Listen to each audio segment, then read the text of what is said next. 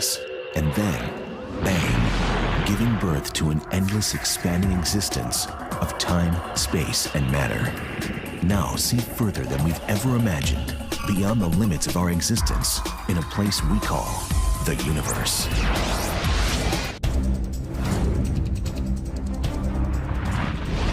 It's perhaps the holy grail of planetary science. Are we alone in the universe? It's one of the grandest questions we could answer. We don't really have a definition of life, but I think I'll know it when I discover it.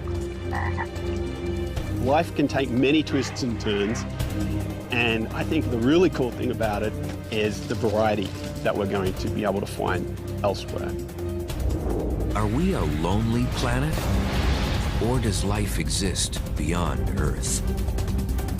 Members of the groundbreaking field of astrobiology have joined forces to solve this enduring mystery.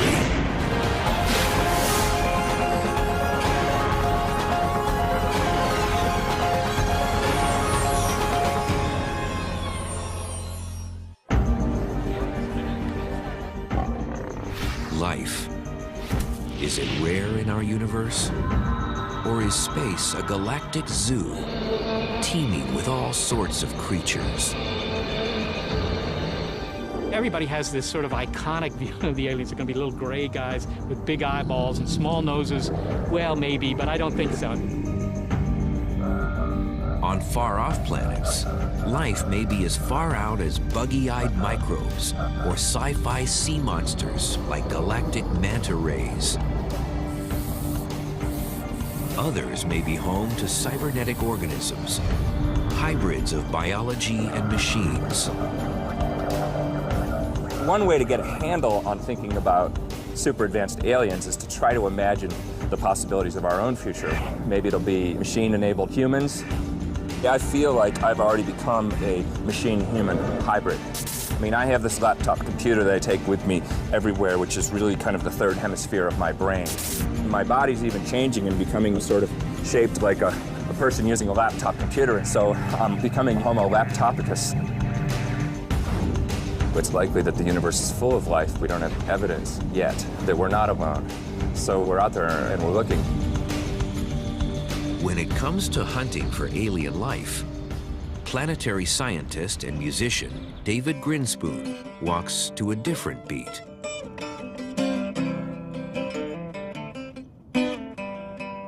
I do wonder, in terms of extraterrestrial life, whether they'll have music or something like music.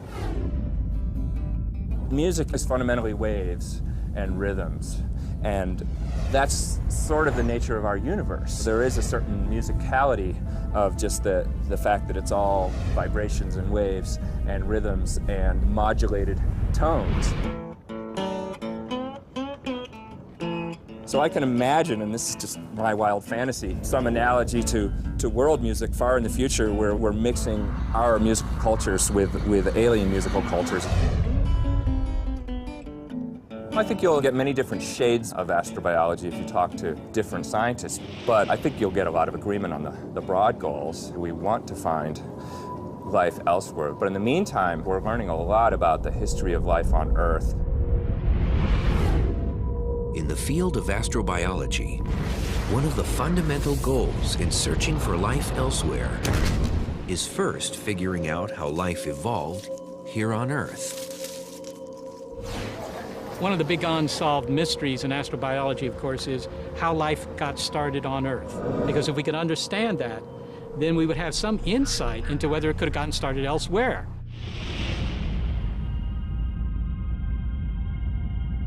Earth orbits in what's called the habitable zone. It's a region of space where conditions are favorable for life forms that we know can be found on our planet.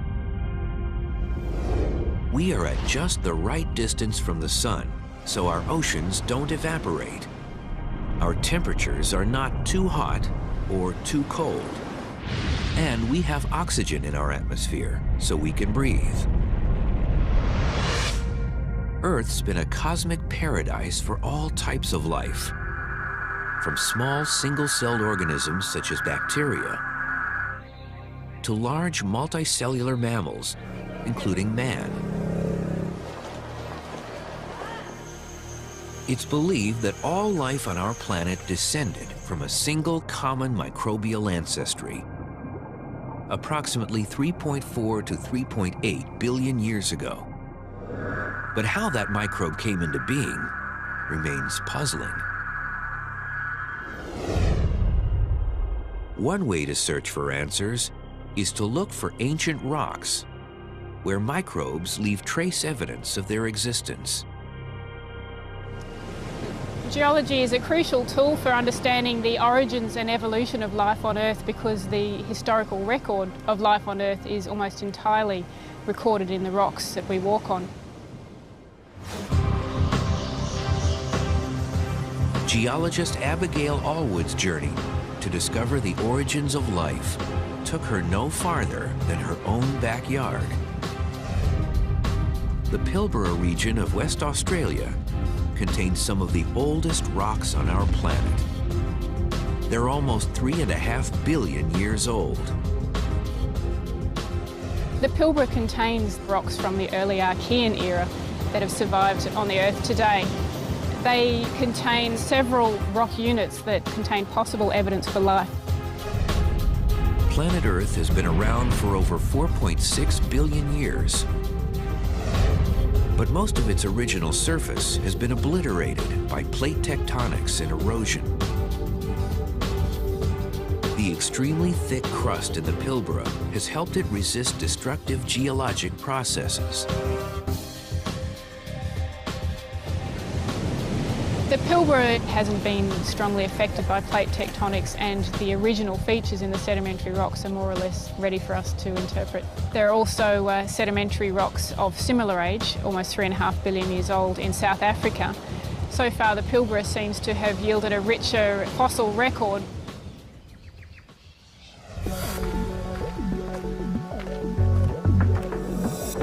Allwood spent more than 3 years surveying some of the rock formations in the Pilbara, examining unusual structures called stromatolites, fossils formed by living organisms 3.5 billion years ago.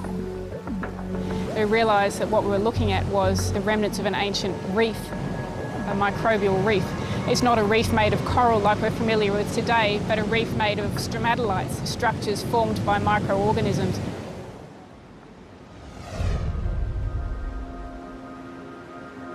Stromatolites are rocky structures that form on the sea floor, where fine layers of sediment are built up into cones, domes, and other shapes over a long time with the help of tiny organisms.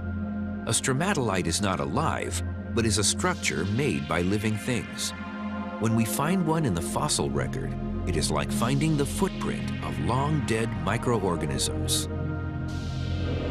But the microbes themselves are almost never preserved as fossils inside the stromatolites.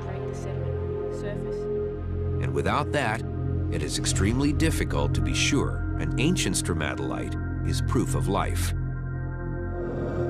But in this case, Allwood found that the Pilbara stromatolites are in fact biological. She just may have discovered the oldest evidence of life on our planet.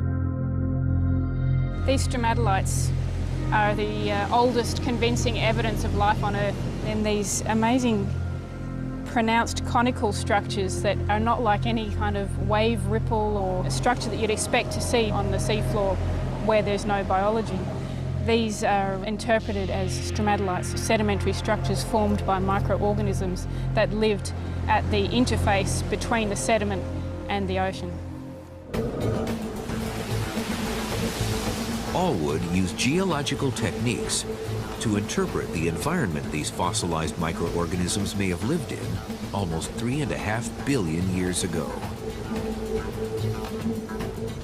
What we saw was that immediately before the stromatolites formed was a setting pretty much just like this, a rocky coastline. We see that the stromatolites only exist in the shallow water environment and don't exist in the deep water areas that were existing at the same time. This fossilized ecosystem provides a glimpse into the past and what might be the remains of man's earliest ancestors. with the rise of astrobiology and new techniques and approaches to interpret evidence for life, we can be fairly confident about saying that life was on Earth at least 3,430 million years ago. But could life have existed even earlier on our planet? The oldest evidence of life is not evidence of the oldest life. We do not have any geologic record for the first 500 million years of Earth's history, so there's a whole bunch of stuff missing. What's not preserved in the fossil record is how life formed in the first place.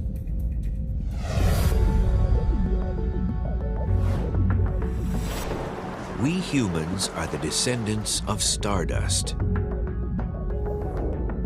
4.6 billion years ago, stellar debris created vast clouds of gas within our solar system. These gaseous clouds formed dust particles, which stuck together. They eventually formed large boulders made of rock and ice called asteroids and comets. For millions of years, these bodies collided and coalesced to form planets, including Earth. During this heavy bombardment, Earth was a hot, toxic water world. But in the midst of this volatile period, life may have taken hold below the ocean surface, in hydrothermal vents, which are formed near volcanoes. There, atmospheric chemicals and energy may have formed a cocktail of amino acids, the essential elements of life. One of the popular hypotheses is that life arose around a hydrothermal vent because of the particular conditions there, that it would have been a deeper water environment which offers protection from impacts. Shallow water environments would have been very hostile during the period of heavy bombardment. But the key question for astrobiology is, where did the spark occur that took non-living matter and turns it into living matter? Chris McKay is a giant in the field of astrobiology.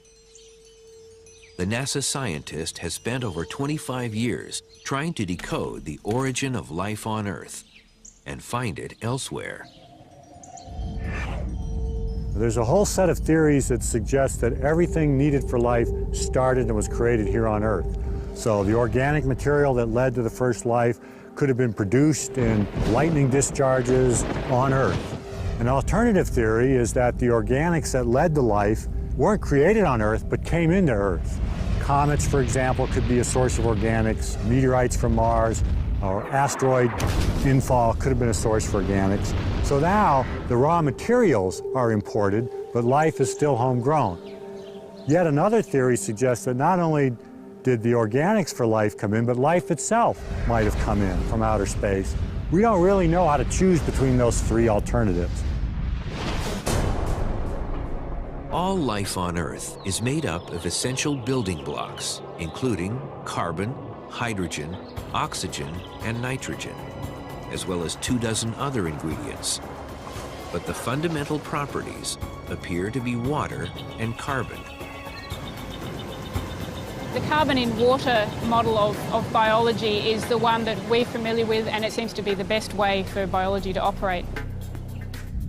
Scientists think the best chance for finding extraterrestrial life is to search for traces of carbon and water on planets in our own solar system. Mercury and Venus are too close to our Sun to sustain liquid water or an Earth-like atmosphere. But what about Mars, the fourth planet from the Sun? Studying the oldest evidence for life on Earth is relevant to the search for life on Mars. We have strong evidence that sometime in the past, Mars may have been more hospitable, wetter and warmer, and had an atmosphere. Today, Mars looks like a dusty red desert.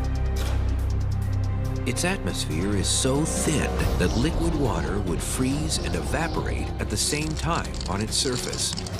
But Mars's topography reveals polar ice caps, gullies, and volcanoes, including Olympus Mons, the largest in the solar system. So could liquid water still exist beneath the surface, where temperatures are warmer?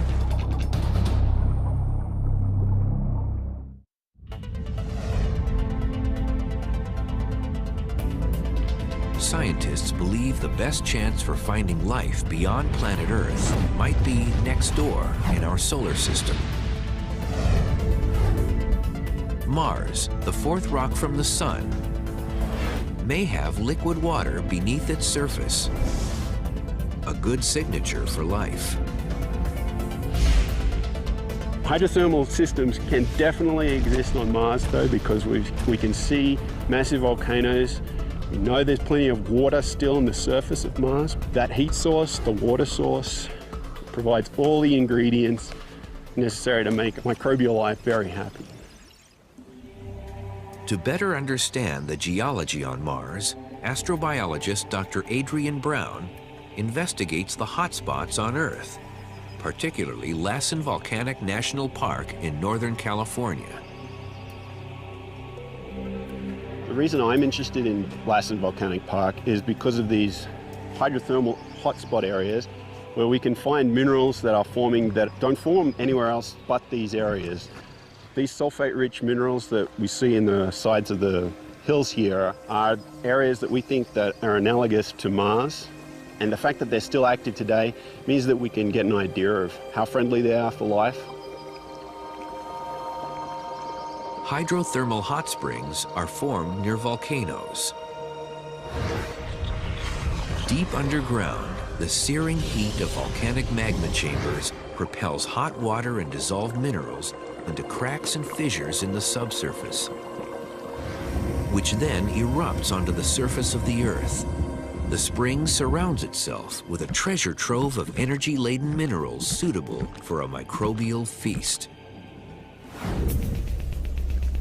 A hydrothermal spring, just like the one behind me here, would be exactly the place that we want to land on Mars. This sort of area would be just perfect for life to exist, perhaps even for life to form, the origins of life.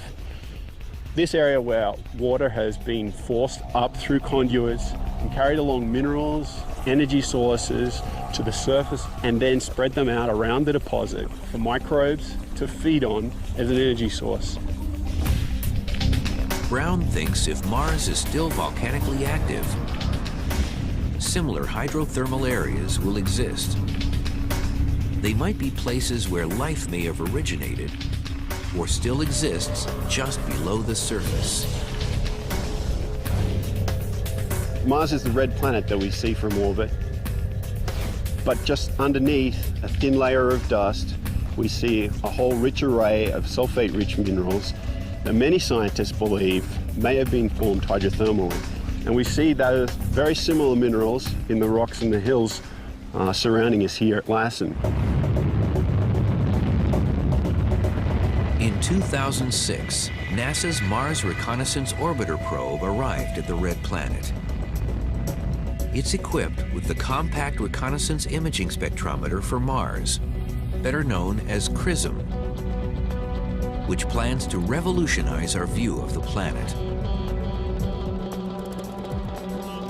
Using visible and infrared light, the instrument has been scanning for evidence of ancient liquid water in Valles Marineris, a massive canyon system ripped into the surface by the volcano Olympus Mons. The area may hold hydrothermal deposits.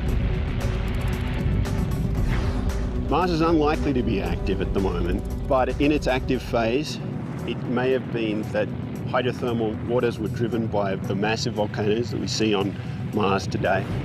And Mars may have been able to form active hydrothermal systems such as this and build up a rich layer of sulfate minerals on the surface of Mars. Early Mars was much more habitable than the current day Mars. The planet cooled off. It's now too cold and too dry to support life. So if there was early life on Mars, it's probably not on the surface anymore, and it could potentially have migrated into the subsurface, into habitable environments below the ground. Research scientist Jennifer Heldman is also on a quest to find life on Mars.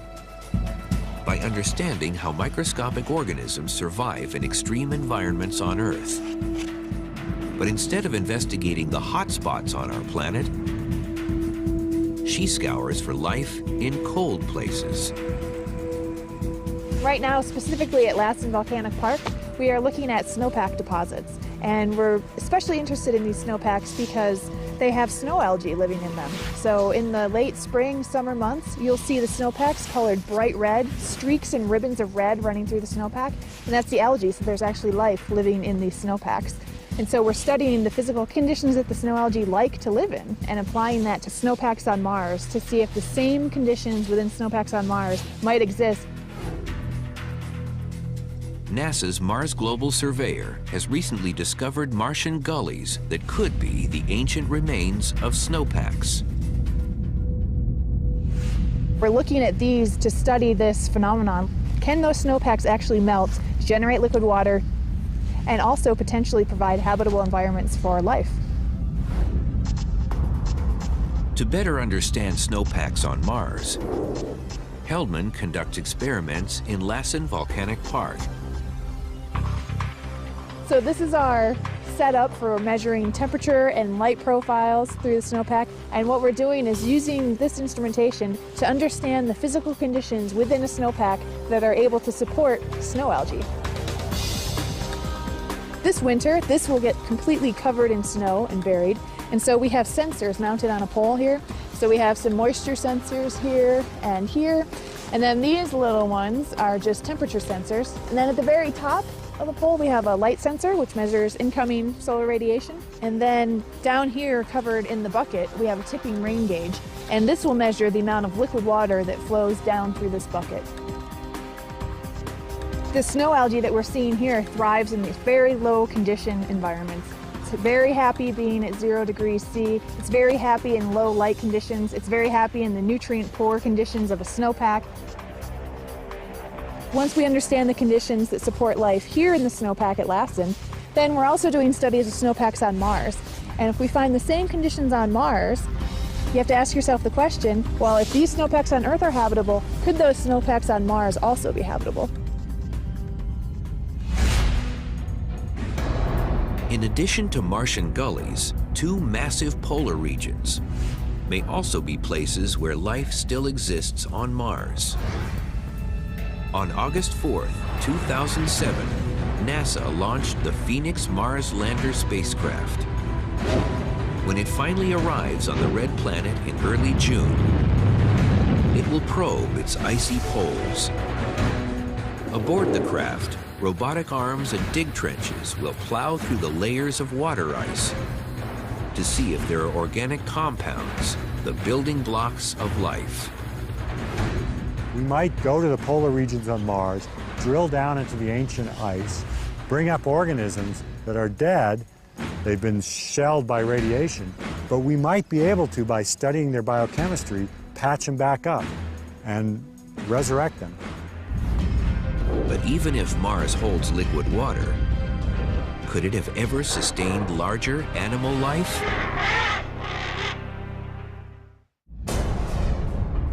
When searching for Earth-like life in our solar system, scientists look for the presence of liquid water and carbon. They're crucial ingredients for life on Earth. But are there other indicators? Some scientists believe plate tectonics is necessary to promote biodiversity and act as a defense against mass extinctions. On Earth, plate shifting created continents. Without land masses, Earth would have remained a water world, and therefore, many species, including humans, may not have evolved. So why does plate tectonics exist on Earth and not on other terrestrial planets, such as Mars? Because Mars is smaller than Earth, likely its interior cooled off faster. And it cooled off before really plate tectonics were able to start on Mars. Fortunately, on Earth, we still have plate tectonics. And plate tectonics is the grand recycling system of our planet, recycling materials in the atmosphere, in the surface, and the subsurface. And Mars never had that. plate tectonics also keeps Earth's temperatures moderate by recycling chemicals to keep the volume of carbon dioxide in our atmosphere uniform. Lacking plate tectonics, it didn't have the persistence of Earth. It developed maybe habitable conditions and maybe complex multicellular life very quickly, and then it dies off because it doesn't have the long-term potential that plate tectonics gives the Earth. Plate tectonics may be one indicator for Earth-like life. But evidence suggests there may exist another type of life on a moon that belongs to the Lord of the Rings. In 2004, NASA's Cassini mission conducted flybys around the gas giant planet of Saturn. A year later, the spacecraft released its Huygens probe into the atmosphere of Saturn's largest moon, Titan. The images revealed that Titan has similar features to Earth, such as weather cycles and volcanism. Saturn's moon, Titan, is a very complex place with rainfall, rivers, and seasons, and meteorology, and a complex atmosphere, and interesting chemistry. Again, it's not going to be our kind of life, but there are flows of energy and organic compounds, and some other kind of life could flourish. Radar imaging data has revealed the presence of liquid lakes on Titan. Although they're comprised of ethane and methane, they may be reminiscent of what water on Earth was like 4 billion years ago. Titan, the moon of Saturn, is a really cool place, literally and figuratively. It's so cold that there's no liquid water. The ice there would be as hard as rocks, water ice, but there is a liquid methane, liquid ethane. So maybe there's life. Maybe life doesn't need liquid water. Maybe life can survive on another liquid methane. Titan's temperature is a chilly -289 degrees Fahrenheit, but it has a nitrogen-rich atmosphere which produces hydrocarbons that can stay liquid at cooler temperatures.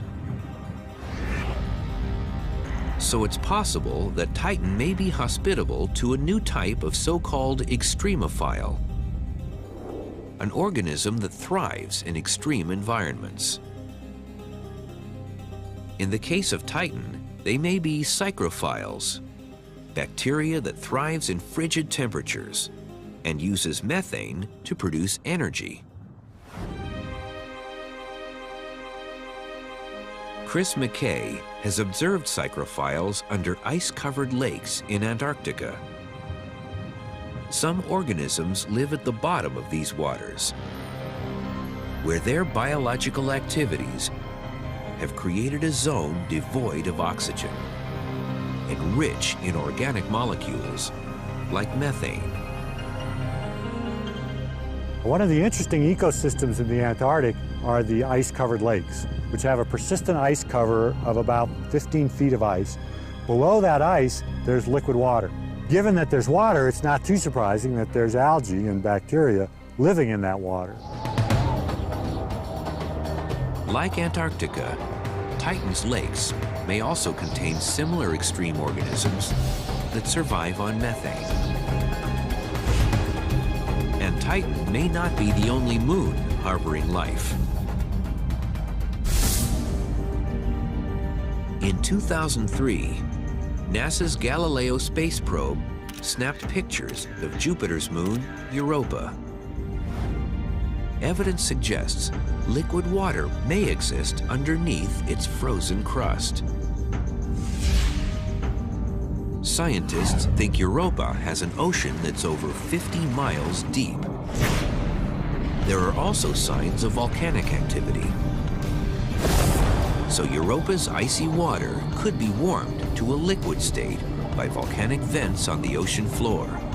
And this volcanic activity would aid in cooking up chemicals necessary for life. We have very convincing evidence that below the icy surface, there's an ocean. Ocean, water, maybe life. And we also have evidence that there are possible energy sources in Europa.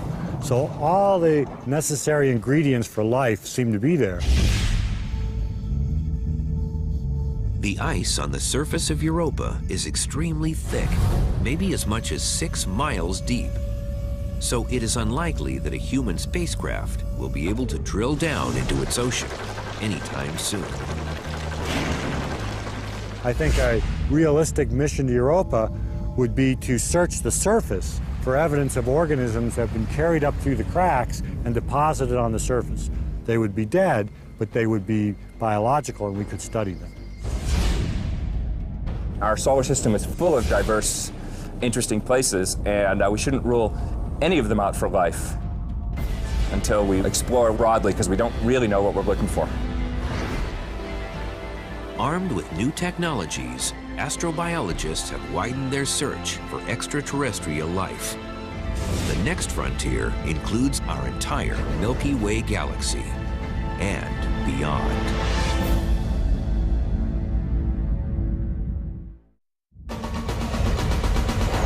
Astrobiology is pushing back the boundaries of modern science. Researchers now have the technological instruments to locate exoplanets. These are planets that exist outside our solar system. Exoplanets need to pass several tests in order to be considered suitable for Earth-like life. Most importantly, they need to be within a habitable zone of a central star like our Sun in order to support liquid water. Our star is just right. It's not too hot and it's not too cold. And so we're just right in this perfect area where life was able to evolve. In 2008, NASA plans to launch a space telescope called Kepler to search for terrestrial Earth-sized planets. The spacecraft's instruments will be able to detect exoplanets by measuring changes in a star's light curve as a planet passes between the star and the spacecraft. Jeff Marcy is one of the world's leading planet hunters. We would estimate that there are some 50 billion, maybe 60 billion Earth-like planets within just our Milky Way galaxy alone. And remember, our Milky Way galaxy is just one of hundreds of billions of galaxies out there, more or less like our Milky Way. So the number of Earth-like planets in our universe is a nearly uncountable number. But locating exoplanets is only half the battle for an astrobiologist. In the next 20 years, NASA will launch the Terrestrial Planet Finder. This collection of highly sensitive space telescopes will actually recognize if a planet has the right atmospheric gases, such as water vapor, carbon dioxide, methane, and ozone, all necessary to sustain Earth-like life. With that picture, we can then take the light from that planet, spread it out into all of its colors or wavelengths, blue, green, yellow, red, even into the infrared, and analyze that light for the chemical composition, maybe even the biological composition of that planet. What we might find are signs of life in a variety of forms. For example, oxygen. When it comes to producing larger Earth-like life, a planet or moon needs oxygen. 3.4 billion years ago, the only life on our planet were single-celled microbial organisms. But as this primitive life absorbed energy from the sun, it formed a green pigment called chlorophyll. This produced photosynthesis, a chemical process which converts carbon dioxide and water into energy, with oxygen as a waste product. Single-celled organisms evolved into cyanobacteria, one of the Earth's earliest structures. Cyanobacteria injected vast amounts of oxygen into the oceans and air. New life emerged, which diversified and developed into large multicellular species, and eventually, man. Our Earth would not have oxygen in the atmosphere if it were not for plant life. By photosynthesis, generating the oxygen that otherwise would oxidize rocks and vanish. So, oxygen is a biomarker for the Earth. If we could examine another Earth-like planet and detect oxygen in its atmosphere, it would be one key sign, not yet definitive, but one element of the argument that that planet too has photosynthetic life. At NASA's Ames Research Center, astrochemist Lee Bebout and her colleagues are cultivating oxygen-bearing ecosystems in a greenhouse. They're microbial mats, complex microbe communities often found on muddy and sandy sediment surfaces, in hyper-salty waters and carbonate beaches. These microbial mats are the oldest known living ecosystems on Earth. Bebout wants to know if these microbes could exist on other planets, producing oxygen, thereby enabling life to evolve.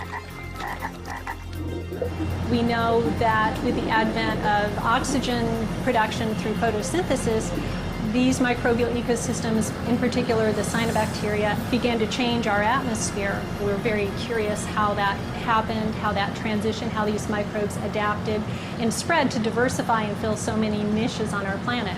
This is important in helping us decide what to look for on other places, say Mars or other extraterrestrial places. If life exists far off in our galaxy, or in distant galaxies, will it truly be Earth-like? On our planet, all life contains DNA, a long chain of molecules that holds the blueprint for every living thing. It allows life to duplicate and branch out, essentially creating the tree of life. But are there alternatives?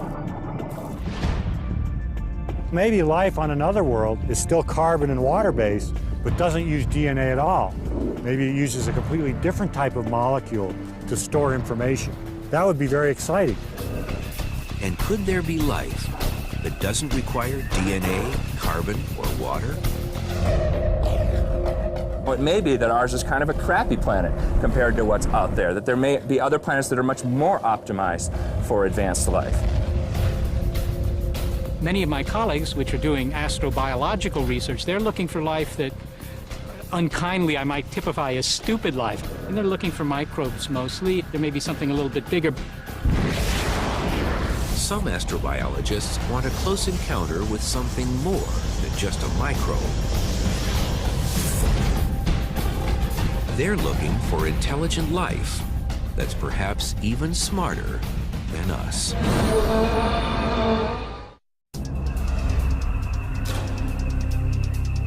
The search for life extends beyond looking for slimy bacteria. In astrobiology, a crack team of scientists wants to make contact with something much grander. SETI, of course, is looking for intelligent life in space, but it doesn't just stop there. They have to be not only intelligent, but they have to be technologically competent.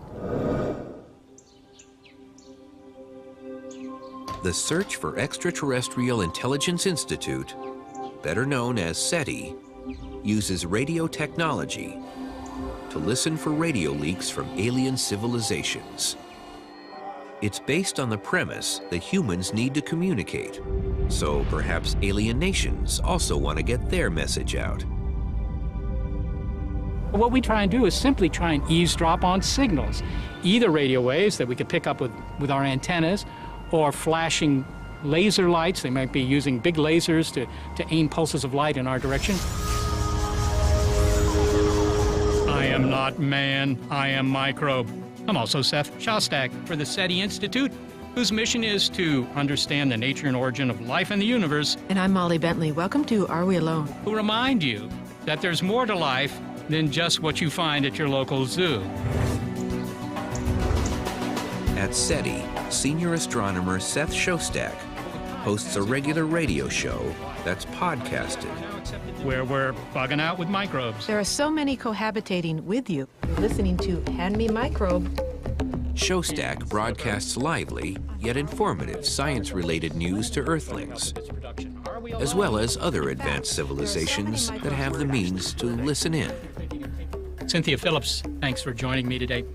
We are so fond of radio for listening that we started a weekly radio show in which we, in a sense, broadcast.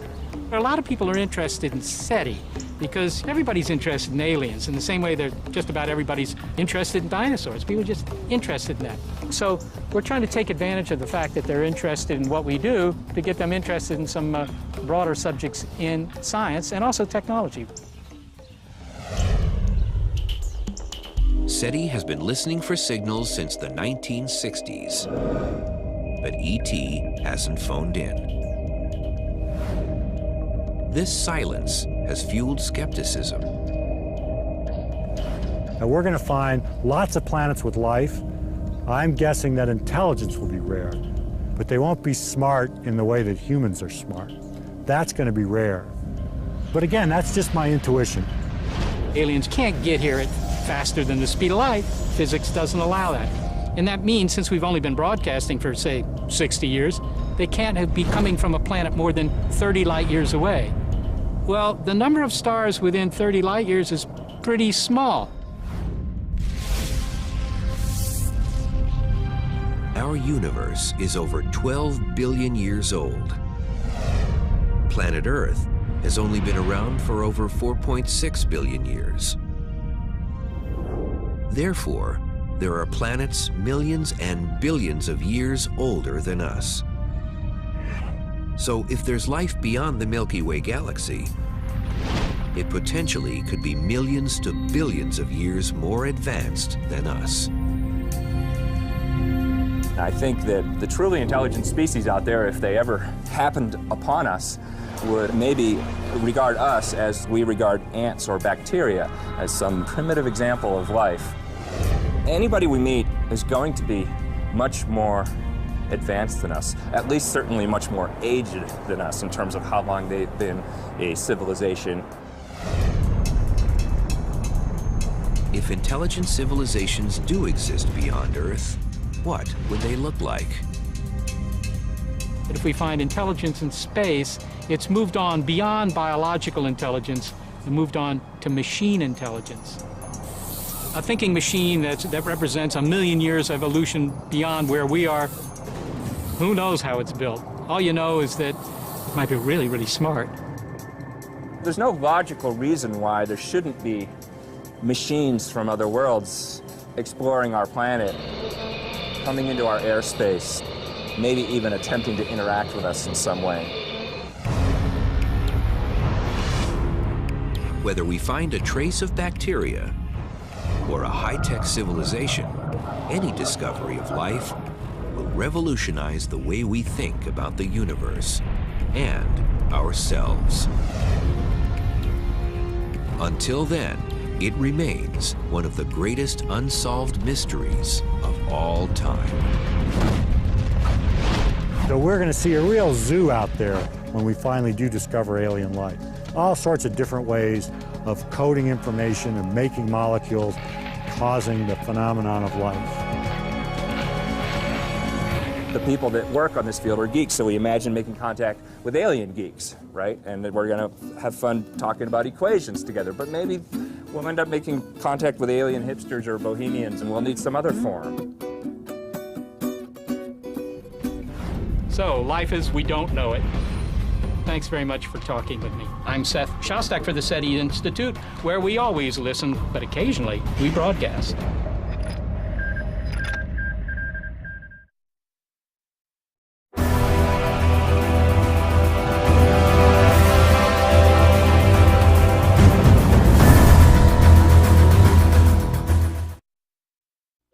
In the beginning, there was darkness, and then, bang, giving birth to an endless expanding existence of time, space, and matter.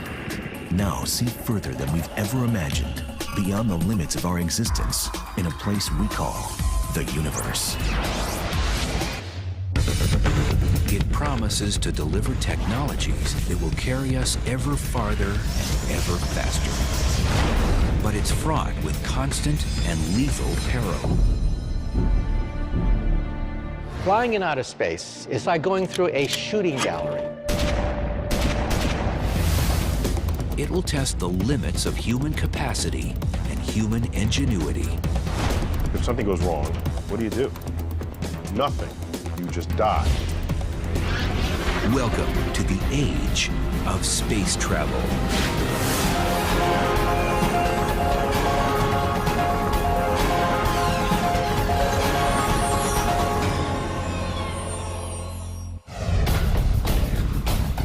In ways scarcely even imagined, the steady hand of progress is poised to deliver humanity to the heavens.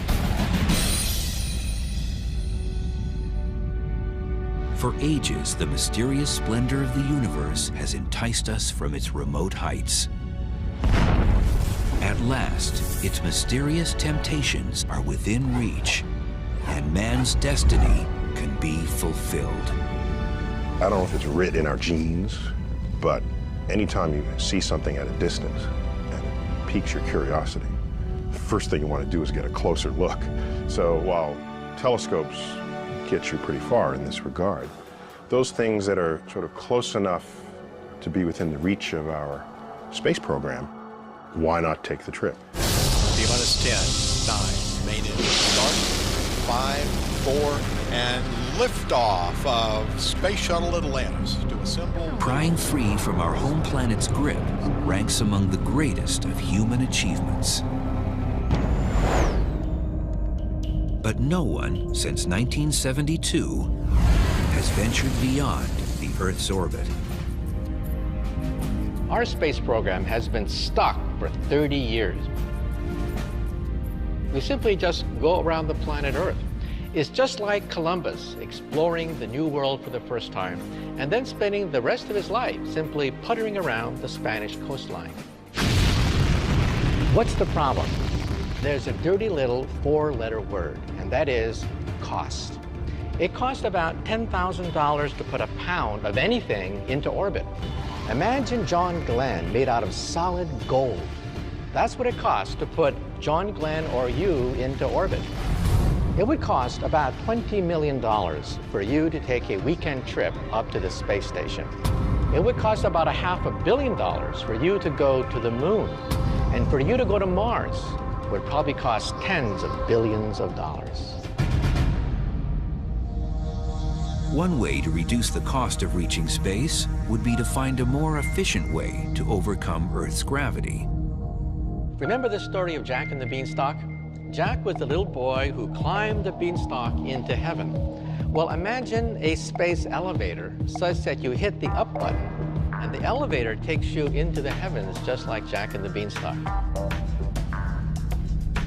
Instead of building from the ground up, the space elevator would be built from the top down. A satellite in geosynchronous orbit would drop a 60,000-mile cable back to Earth, where it would be anchored to the surface.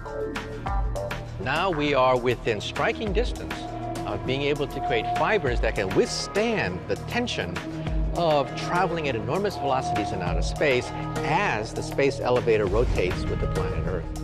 So it never falls because it rotates at the same rate as the planet Earth. The elevator's compartment would simply roll up the cable, shuttling travelers and supplies into orbit, where it would wait for a spacecraft. This system would entirely replace a conventional rocket launch. And that might reduce the cost of space travel by a factor of 1,000. Think about that. Then you begin to realize that perhaps a trip to outer space may be no worse than an airplane ticket. But beyond the limits of Earth's comforting embrace, exotic menaces await every space traveler. Flying in outer space is not like taking a nice ride in the country in a car. It's like going through a shooting gallery. To an unsuspecting voyager, it might seem the universe is taking aim with a firearm. There are particles in space, even dust-sized particles, pebble-sized particles, that are traveling tens of thousands of miles an hour and sometimes even faster. More than 500,000 of these projectiles, measuring over an inch in diameter, are zipping around our planet right now. They include pieces of glass broken off of solar cells, paint chips from spacecraft, and debris from rocket booster engines. And in deeper space, there's more danger from pebble-sized meteors called micrometeoroids. A small piece of dust can crack glass, it can penetrate metal, it can pulverize plastic. And that does happen in space all the time. But perhaps an even more deadly danger, not at all solid, lies in wait: radiation.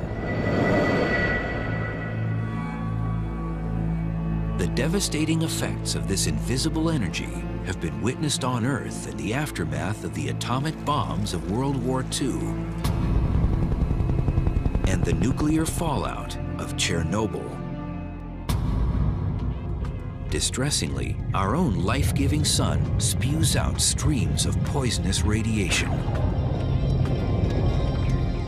So realize that we've been protected in this cradle. We've been protected by the atmosphere of the Earth. Magnetic field of the Earth gobbles up most of the flares from the sun to create the aurora borealis. In outer space, you get the aurora borealis coming right at you. There's no ozone layer, there's no magnetic field to protect you. It's just you and the harshness of outer space.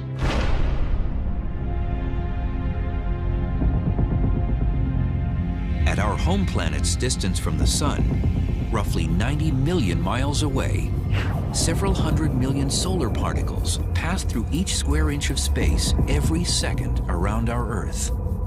There's high energy particles streaming from the sun all the time. But every now and then there's an extra dose of these particles. The sun burps up high energy radiation. That's bad too. That level of radiation is never good for one's DNA.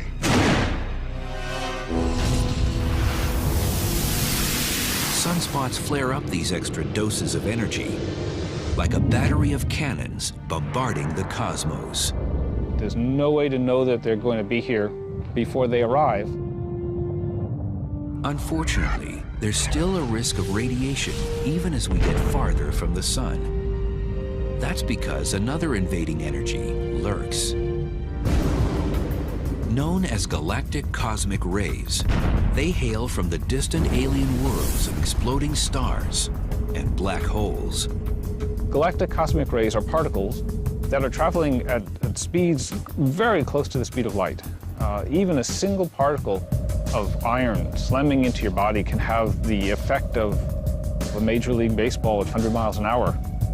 They can be devastating. Although heavy iron particles are rare, outside of the protection of a spacecraft, such as when an astronaut performs a spacewalk, thousands of galactic cosmic rays do penetrate the body every second.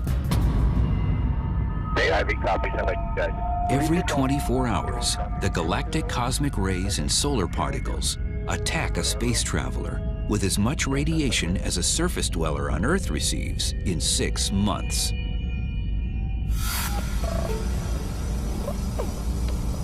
The human body won't immediately feel the impacting radiation, but in sufficient quantities, it can be noticed. Even with eyes closed, the particles spark flashes when they strike a space traveler's retina.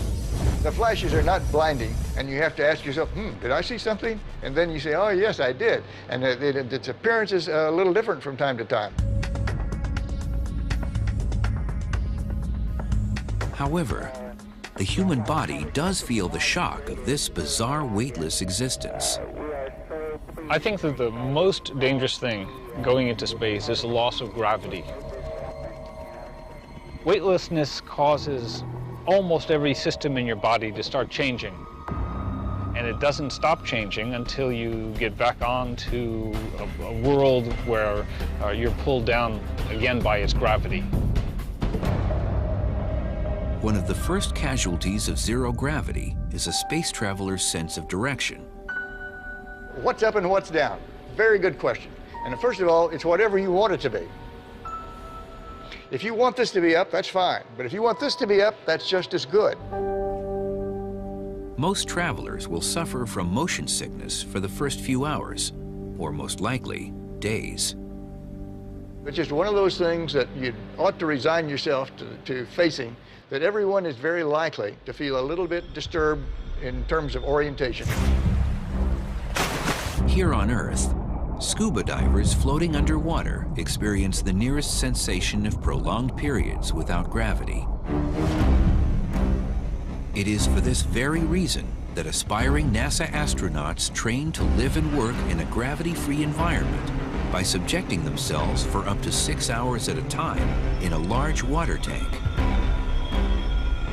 Now, scuba equipment, you still experience the forces of gravity, but it doesn't feel like it because your whole body is uniformly buoyed by the water that holds you up. And except for the visual cue of air bubbles floating to the surface, swimming underwater can mimic the sensation of disorientation. But as time passes in the weightlessness of space, the human body senses it no longer needs to resist the force of gravity and begins shedding muscle and bone mass. When you're in space, your body thinks you might as well be lying in bed. And so if you're not careful, your body will atrophy. To counter this, each day in space, an astronaut needs to exercise. The legs are especially vulnerable because they are seldom used. In this world, the arms and hands do most of the work to move the body around. What would be the toughest thing to get used to might very well be just how you live in space, where you can't walk across the room. You have to float everywhere you're going. The lack of gravity also slows down the digestive tract, which can cause problems at mealtime. Your digestive system stops. You can't eat, you can't drink until you can start digesting again. And that can take anywhere from hours to days. Worse still, zero gravity and radiation can combine in an especially sinister way. In space, the immune system is not as effective as it normally is. And many of the bacteria and viruses that we normally can withstand become more virulent. Additionally, bacteria can grow up to 50 times faster, and any virus brought on board could mutate into a never-before-seen predator, thanks to the ever-present radiation. All these difficulties prey on space travelers in just the first few hours or days. And what about journeys that need more time? It only gets tougher. The universe is an unforgiving place.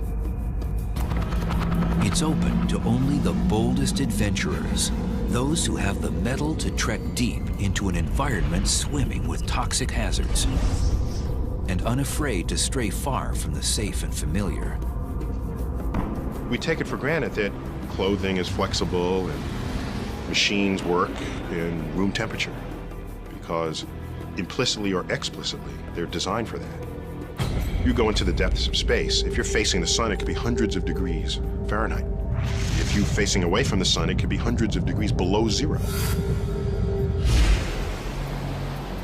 Down here on Earth, you take so much for granted. You know, we're out here, sunshine, the fresh air all around you. Up there, you're in a closed ecosystem. You have to supply all the human needs that the Earth just, automatically does for us. You have to hope that the integrity of the hull stays together so you don't have rapid decompression, quick suffocation. The the same reality exists for a submarine gliding deep through the ocean. It provides a life-preserving barrier to protect its inhabitants from a surrounding alien world. If there's damage to the spaceship, air leaks out, you die. Damage to the submarine, water gets in, you die. So the isolation, both physically and personally, between the two seem quite parallel. The potential for a catastrophic mishap lurks. When you're out in the middle of the ocean, you have only yourself and your colleagues to rely on. And the same thing applies in space. Things have to hold up. You can't come back, you can't run to the hardware store, you can't fix the thing with some part that you didn't bring along, and you're stuck with human ingenuity, the tools you brought with you. And out there in space, you truly are just removed from mankind. It is isolation like I've never felt before. Liftoff. We have liftoff. Often, our efforts to explore space have been analogized to the great explorers of the 15th and 16th century. The first to sort of cross the oceans, going to unknown territory, having to bring all their supplies with them, not knowing if they'll ever return. And I think there's a lot to say about that analogy, but there's a point where it breaks down badly. When Cortez landed in South America, when Columbus hit the Caribbean, there was still air there for him to breathe, all right? There were fruit on the trees. Suppose the Apollo 11 astronauts, Neil Armstrong and Buzz Aldrin, landed on the moon and, like, the engine broke. Okay, Houston, we've had a problem here. What do? Nothing. You just die. There's not sort of an engine tree that they can pluck parts from to repair their ship. So the hazards are vastly greater to human health in space exploration than traveling anywhere on Earth's surface. There won't be any service stations in case you break down, run out of gas, or need something to drink. One of the challenges of space exploration is either carrying along with you all the supplies you need, water, food, oxygen, or finding some way to manufacture that en route or at your destination. We're not there yet. We don't know how to do that yet. And so one hazard is if something goes wrong and you run out of food and water and shelter, that's bad. You'll die. Every sip, every drop of water is precious. On a space voyage, there will be no such thing as a shower. The only option will likely be a wet cloth. This is quite a change from the 130 gallons of water each American consumes in just one day. The cuisine on board would take some getting used to as well. For a few days, you can take fresh fruits and fresh vegetables, carrots and apples and things like that. For the longer missions, though, you have to have storable foods that can, stay for long periods of time without spoiling and going bad. And yet, astronauts agree that enduring the myriad of risks is a small price to pay for the chance to witness the wonder of the cosmos in person. 1500's 2.3. I know how they felt because they report things like, well, you could hold up your finger and you could block out the Earth with your thumb. And it kind of gave them an entire new perspective of how amazing this little blue marble the Earth is and how precious it is in this vast solar system.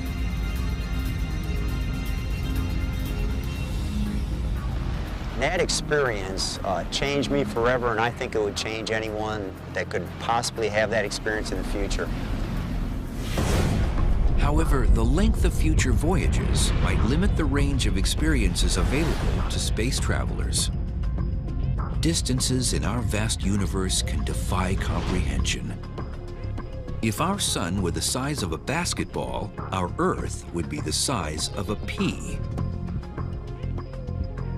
If they were placed in Central Park, the nearest star would be another basketball almost 5,000 miles away in Hawaii.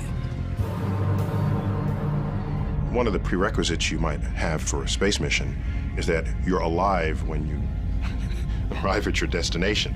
So you'd want your space missions to be small compared with the life expectancy of a human being. And right now, that pretty much limits us to the planets and possibly comets and asteroids, if we include those as places we might visit. The brutal, scathing landscapes of the solar system's inner planets, Mercury and Venus, do not make for tempting vacation destinations. Temperatures on Venus can exceed 900 degrees Fahrenheit, and the crushing air pressure is equivalent to being submerged in 3,000 feet of water. That leaves all points further out from the sun for potential exploration. But even trips to our closest attractions will still take several months or even years.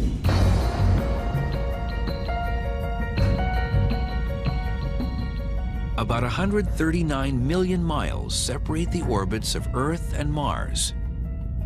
But since each body circles the sun at different speeds, the distances with respect to each other change continuously. The problem with going to Mars is that Mars and the Earth only line up about once every 2 years.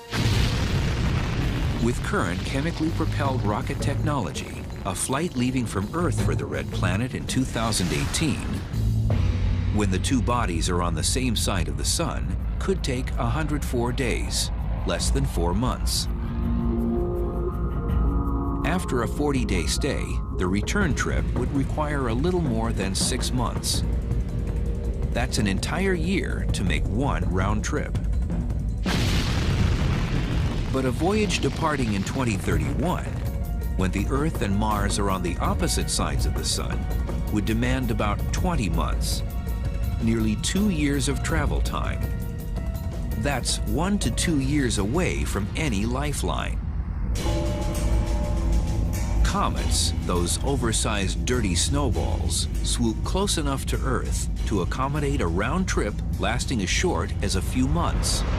Find some comet that's on its way into the sun and ride it. And watch the coma grow and the tail form. And watch the sun first slowly, but then rapidly get larger and larger and larger.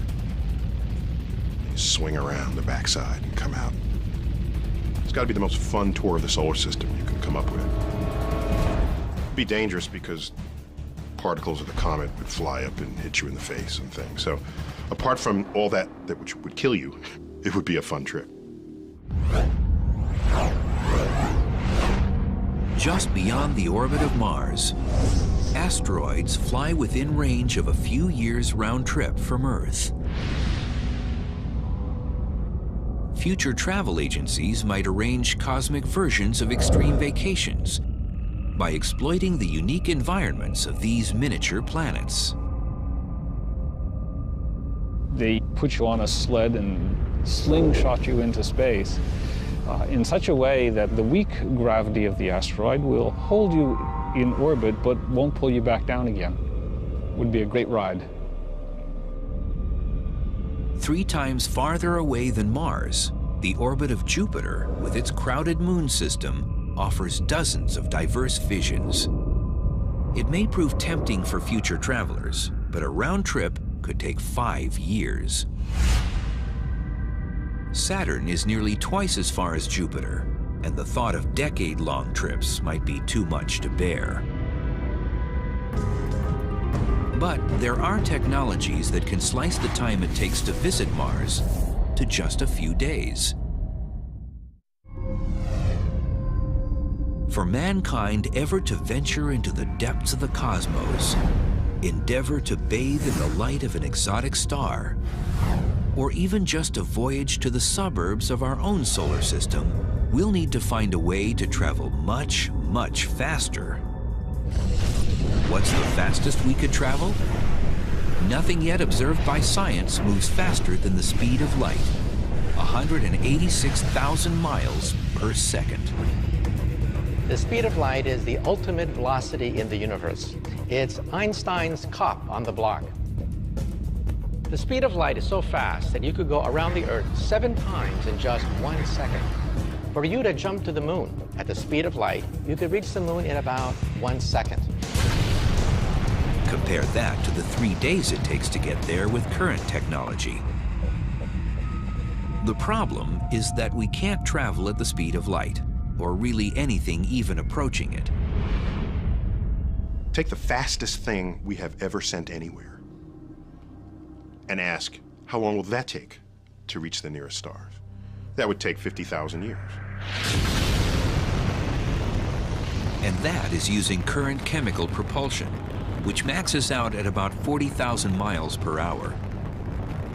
The same power source we use to lift our rockets off of the planet. But getting us to Mars faster than a few months' time would require a different kind of propulsion. There are a few ideas for how to propel us to velocities closer to the speed of light, which would be fast enough to get us anywhere in the solar system in under a day, or even to the nearest stars in less than a decade. One such theory echoes an ancient earthly propulsion device, wind pushing a sail. It was Kepler, that great astronomer, who first wrote down in his notes the possibility of using sails to sail in outer space. Light streaming from the sun mimics gusts of wind in outer space. This solar wind is what creates a comet's tail as it nears the sun. However, sunlight scatters in all directions, and as the distance from the sun doubles, its power reduces by a factor of 4. With a little help from the moon, there is a manner in which light could be focused in one direction. If we have a battery of laser cannons on the moon, firing in synchronization at a solar sail, we may be able to propel it to about perhaps half the speed of light. Now, lasers do diffuse with space. For example, if I have a laser on the Earth and I shine it to the moon, it does not create a spot on the moon. The spot is about 5 miles across on the moon. These sails, however, would be huge. Now we're talking about astronauts, perhaps spending months in outer space, designing a sail hundreds, maybe even thousands of miles across, sufficiently light and durable in order to capture light from a battery of laser beams on the moon. But solar sailing limits space vessels to destinations within our solar system. One alternative gets around this problem by tapping into hydrogen, the most abundant element in the universe, as a propulsion source. My favorite design to take us to the stars is the ramjet fusion engine. The ramjet engine has a gigantic scoop in the forward direction that gobbles up hydrogen gas as it moves in deep space. It collects the hydrogen gas and then fuses it, just like the sun, and shoots out a huge stream of ions out the other end. And on paper, it looks fantastic. On paper, it looks as if a ramjet fusion engine could go on forever, simply using up the hydrogen that is found naturally in outer space. Unfortunately, scientists have not yet been able to achieve a hydrogen fusion reaction capable of propulsion in tests. But another potential fuel source, one that seems to come right out of science fiction, has already been created in laboratories. It's called antimatter, and it's the opposite of all that we know. For example, think of the world on the other side of the looking glass. Just like in Lewis Carroll's Alice in Wonderland, we physicists have wondered, is there another universe on the other end of the looking glass? A parity-reversed universe where left becomes right, right becomes left. In an anti-universe, charges are reversed. So positive charges become negative, negative charges become positive, and when they meet, they create a burst of energy. So if this universe on the other side of the looking glass were made out of antimatter, and I were to touch this other universe, I would destroy most of the New York City metropolitan area in a burst of energy. So the conversion of antimatter and matter to energy is 100% efficient. It is the ultimate engine. But there is a catch. There's always a catch. Even though we can create anti-atoms in the laboratory, the cost is stupendous. It would bankrupt the United States of America to create a teaspoon of antimatter. However, it would only take a few grams of antimatter to take us to Mars, and perhaps several teaspoons of antimatter to take us to the nearby stars. But for us to ever visit a distant star or another galaxy, we need something stranger than even Alice could ever dream of, peering through her looking glass.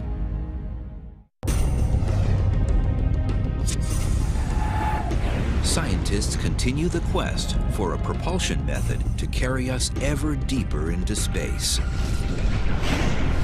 But even achieving light speed won't allow us to get very far. Light's fast, but the universe is huge. So even if we could ride on a beam of light, if we wanted to cross the galaxy, the way they do in all the science fiction programs, it would take 100,000 years to do it. And even at light speed, traveling to the nearest galaxy would take several million years. And if light speed is the ultimate speed limit of the universe, it seems we're doomed to confinement in our galactic neighborhood. What we're desperate for is some new understanding of the fabric of space-time that will allow us to somehow warp it, distort it, so that you can take shortcuts. And of course, that's what they do in Star Trek when they turn on their warp drives. They want to get from one side of the galaxy to the other. All they do is invoke the warp drive that warps the fabric of space, and then they take a little shortcut right there. They cheat, basically. Everybody knows Einstein's famous dictum, you cannot go faster than the speed of light. However, there's a footnote to it. You see, Einstein left open the possibility that you can fold the fabric of space and time itself so that you effectively take a shortcut through the universe. Think of a carpet. If you want to go across the carpet, that's the old-fashioned way. You can also get a lasso a table on the other side of the carpet, and then drag the table toward you so that you collapse the space in front of you. In a nutshell, Einstein says the bigger the mass, the bigger the bending of space and time. If you can concentrate enormous amounts of energy at a single point, comparable to that of a black hole or a huge gigantic star, you are literally warping the fabric of space and time. You simply hop across to the nearby stars. So in other words, you did not really go to the stars. The stars came to you because you are compressing the space in front of you. The massive amount of energy or mass needed to create such a warped curvature of space seems beyond comprehension and perhaps beyond human capability. There may be an alternative. Physicist John Brandenburg is developing a theory in which a starship of the future could achieve faster-than-light travel, not by manipulating a vast area of the universe, but rather by manipulating only the area around the starship. The trick is to have a starship imitate a curious particle that so far only exists in theory.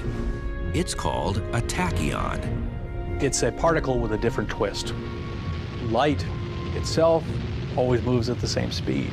Tachyons, on the other hand, can go infinitely fast. They just can't go slower than the speed of light. They look at the speed of light as a lower speed limit that they cannot violate.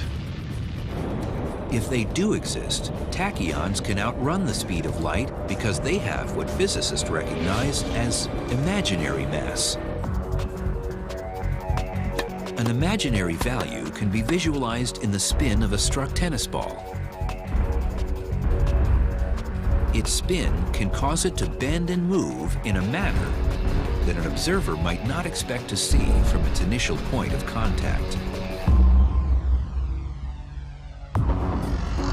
In the same way, a tachyon is unseen by the universe and can break its speed limits. Brandenburg proposes altering the space-time surrounding a starship with a powerful electromagnetic field so that the ship moves through space like a tachyon. It would operate like a stealth aircraft, invisible to radar, unseen by radar operators. So if one can achieve this control of the space-time around this ship, one can essentially make it an imaginary object. In a technical way, that means it's moving faster than light. You're basically disconnecting yourself from the rest of the cosmos. It could grant the traveler the ability to go anywhere in the universe in the blink of an eye, as if a multitude of doorways suddenly appeared. A doorway you step into, and then you step out somewhere down the hall so fast that it didn't seem like you had time to move any place. That's an imaginary connection in space-time. And you've changed yourself, not space-time. No one may know how fast or even where such a space vessel could travel. Which door to go into, which door to come out of. That's the trick. But voyaging through the Hall of the Universe isn't possible without first overcoming one of its fundamental forces, the one that shackles us to our home planet. Getting away from the Earth's gravitational field. That's the first thing that we have to do. 10, 9, 8, 7, 6. For an object to break away from Earth's gravitational pull, 2, 1. We have ignition and liftoff of NASA's new it must Horizon achieve a velocity of 17,500 miles per hour. That's fast enough to streak from New York to Los Angeles in about 8 minutes. There's no other way to do it, at least that we have now, other than brute force. While a theoretical space elevator can climb away from Earth's gravitational pull,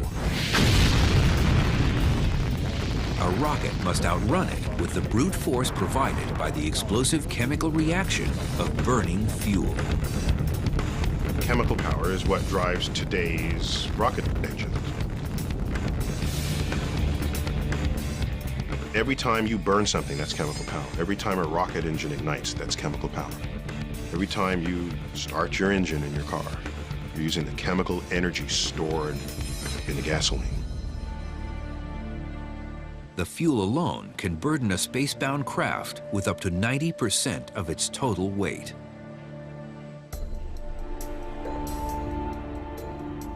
If you're carrying all the fuel you'll ever need, then most of the effort of the first ignited fuel is to lift the unburnt fuel into orbit. It'd be like trying to drive from New York City to Los Angeles on one tank of gas. Well, you would need a tanker truck behind you.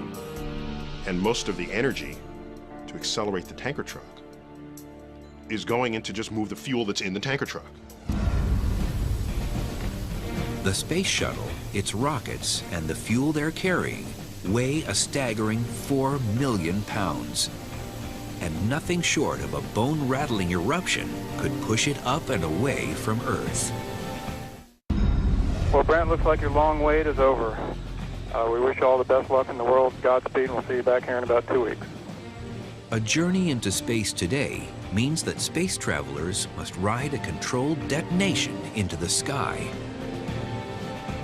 Whatever the vehicle weighs, we have to generate about 1.5 to 2 times that thrust in order to get it off the surface of the Earth. To get the space shuttle up to speed demands 7 million pounds of thrust.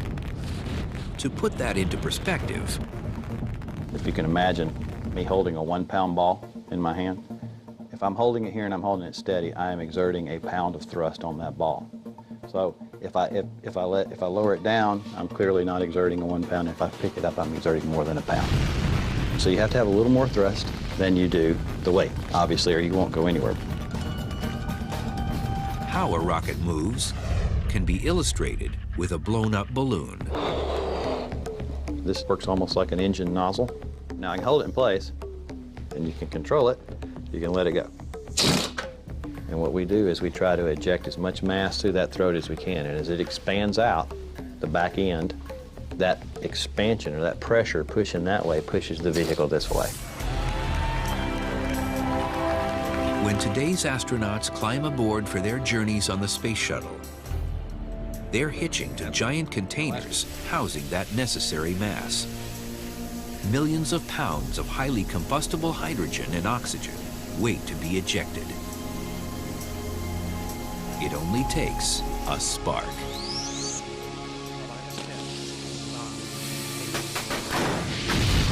The main engine starts 6 seconds before takeoff. The whole shuttle shakes. It feels like it wants to just rip itself out of the launch pad. Off of Space Shuttle Endeavour, expanding the International It shudders, Space Station. and you think, oh my gosh, that's an awful lot of force, about 1.5 million pounds of thrust. It's kind of surreal. It's like, this can't really be happening. It's something you've been wanting to do for years and years, and it's really happening. It's like riding a man-made earthquake. You've spent several million pounds worth of fuel to get to the first 2 minutes of flight, and then the solid rocket boosters come off. And that's like a train wreck when those things come off. It almost feels like you're just accelerating faster and faster and faster as you burn all the fuel out of the big main tank. So for the next 6 minutes, you're accelerating up to a point where you're finally feeling about 3 Gs, 3 times the force of gravity of acceleration. And so now it almost feels like there's a big gorilla sitting on your chest.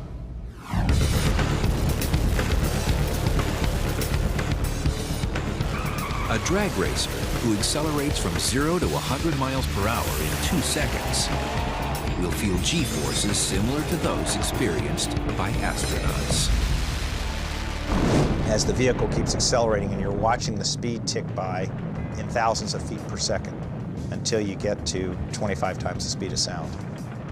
Then there's a cutoff, and then everything's floating. And now you're in space. So space isn't very far away. It only takes about 8 minutes and 30 seconds to get there. The next model for venturing into the great beyond and reaching new worlds will begin first with a visit to an old friend. Although not quite yet a space elevator, NASA's mission to return to the moon builds on the idea of Earth orbit as a base for farther voyages. NASA's Constellation program, a successor to the legendary Apollo program, aims to plant boots on the moon by 2020. 2 separate rockets form the foundation of the plan. The unmanned Ares 5 rocket, towering taller than a football field standing on its end,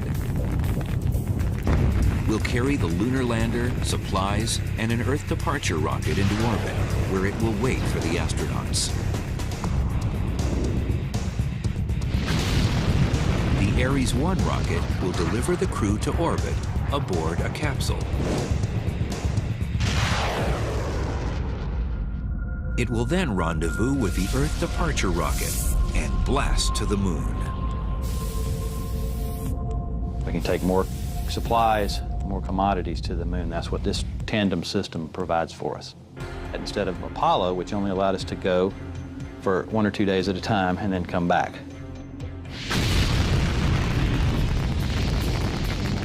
Will we ever find a way to surpass the bold achievements of the Apollo program?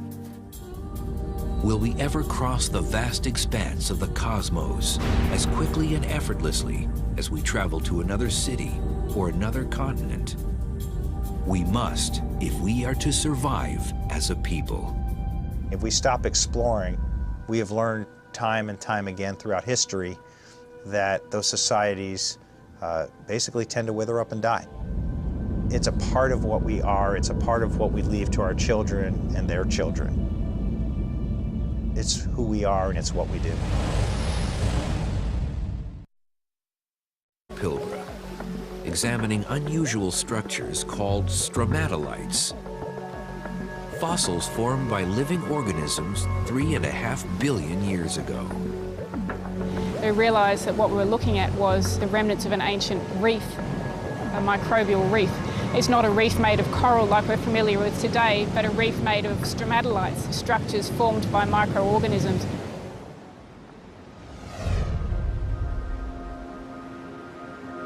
Stromatolites are rocky structures that form on the sea floor, where fine layers of sediment are built up into cones, domes, and other shapes over a long time with the help of tiny organisms.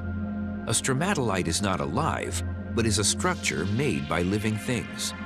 When we find one in the fossil record, it is like finding the footprint of long-dead microorganisms. But the microbes themselves are almost never preserved as fossils inside the stromatolites. And without that, it is extremely difficult to be sure an ancient stromatolite is proof of life. But in this case, Allwood found that the Pilbara stromatolites are in fact biological. She just may have discovered the oldest evidence of life on our planet. These stromatolites are the oldest convincing evidence of life on Earth. And these amazing pronounced conical structures that are not like any kind of wave ripple or a structure that you'd expect to see on the seafloor where there's no biology. These are interpreted as stromatolites, sedimentary structures formed by microorganisms that lived at the interface between the sediment and the ocean. Allwood used geological techniques to interpret the environment these fossilized microorganisms may have lived in almost 3.5 billion years ago. What we saw was that immediately before the stromatolites formed was a setting pretty much just like this, a rocky coastline. We see that the stromatolites only exist in the shallow water environment and don't exist in the deep water areas that were existing at the same time. Hemisphere of my brain. My body's even changing and becoming sort of shaped like a person using a laptop computer, and so I'm becoming Homo laptopicus. It's likely that the universe is full of life. We don't have evidence yet that we're not alone. So we're out there and we're looking. When it comes to hunting for alien life, planetary scientist and musician David Grinspoon walks to a different beat.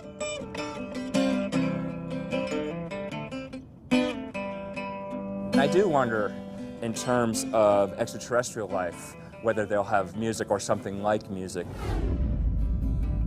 Music is fundamentally waves and rhythms, and that's sort of the nature of our universe. There is a certain musicality of just the fact that it's all vibrations and waves and rhythms and modulated tones.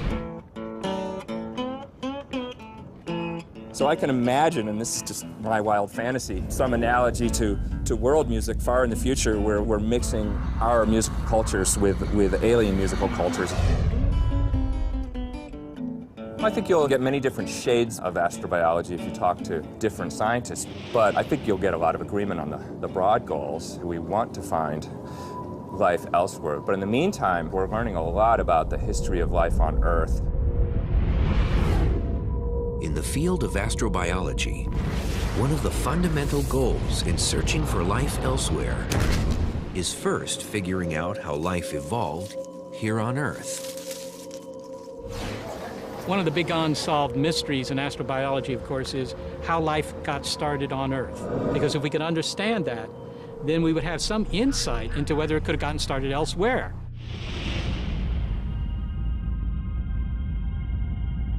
Earth orbits in what's called the habitable zone. It's a region of space where conditions are favorable for life forms that we know can be found on our planet.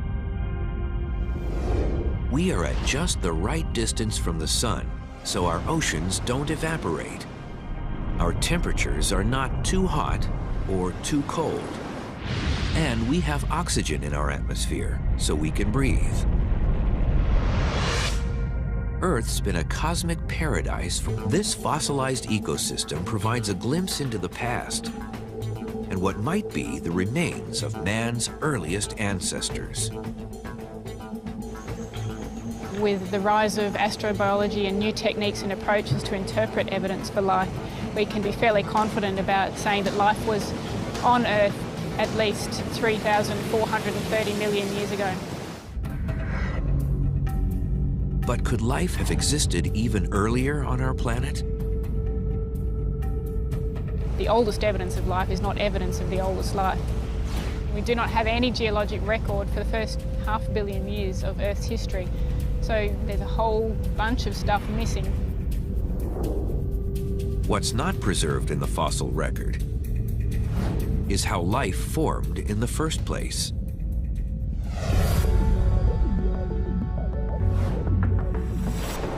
We humans are the descendants of stardust. 4.6 billion years ago, stellar debris created vast clouds of gas within our solar system. These gaseous clouds formed dust particles, which stuck together. They eventually formed large boulders made of rock and ice called asteroids and comets. For millions of years, these bodies collided and coalesced to form planets, including Earth. During this heavy bombardment, Earth was a hot, toxic water world. But in the midst of this volatile period, life may have taken hold below the ocean surface, in hydrothermal vents, which are formed near volcanoes. There, atmospheric chemicals and energy may have formed a cocktail of amino acids, the essential elements of life. One of the popular hypotheses is that life arose around a hydrothermal vent because of the particular conditions there, that it would have been a deeper water environment which offers protection from impacts. Shallow water environments would have been very hostile during the period of heavy bombardment. But the key question for astrobiology is, where did the spark occur?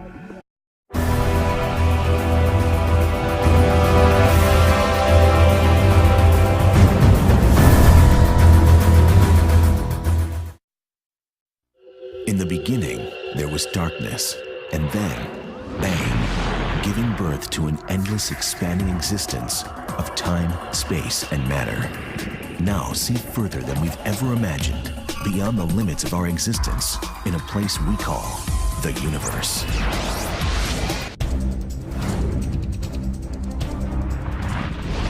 It's perhaps the holy grail of planetary science. Are we alone in the universe? It's one of the grandest questions we could answer. We don't really have a definition of life, but I think I'll know it when I discover it. Life can take many twists and turns, and I think the really cool thing about it is the variety that we're going to be able to find elsewhere. Are we a lonely planet, or does life exist beyond Earth? Members of the groundbreaking field of astrobiology have joined forces to solve this enduring mystery.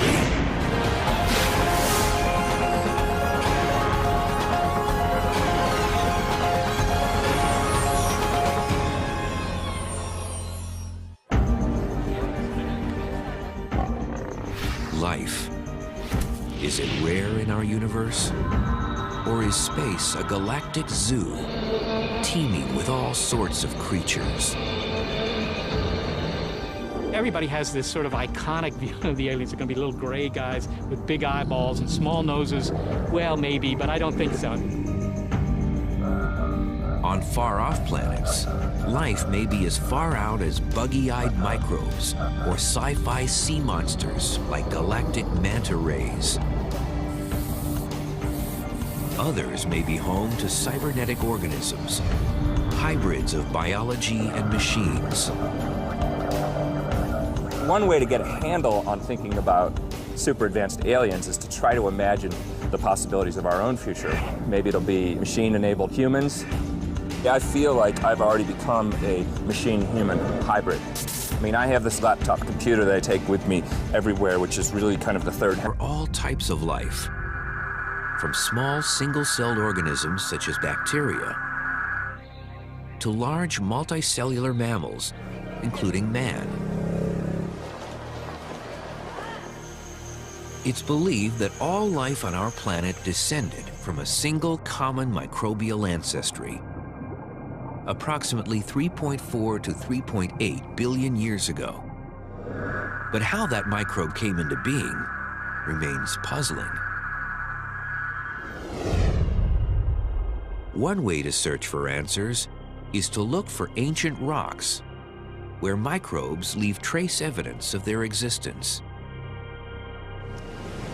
Geology is a crucial tool for understanding the origins and evolution of life on Earth because the historical record of life on Earth is almost entirely recorded in the rocks that we walk on. Geologist Abigail Allwood's journey to discover the origins of life took her no farther than her own backyard. The Pilbara region of West Australia contains some of the oldest rocks on our planet. They're almost 3.5 billion years old. The Pilbara contains rocks from the early Archean era that have survived on the Earth today. They contain several rock units that contain possible evidence for life.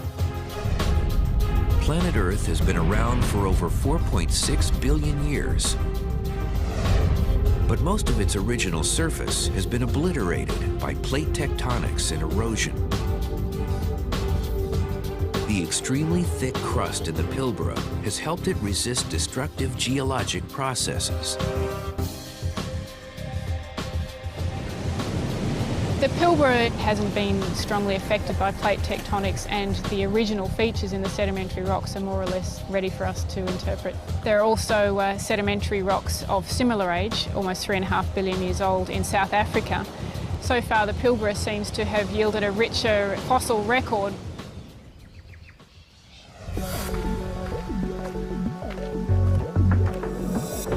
Allwood spent more than 3 years surveying some of the rock formations in the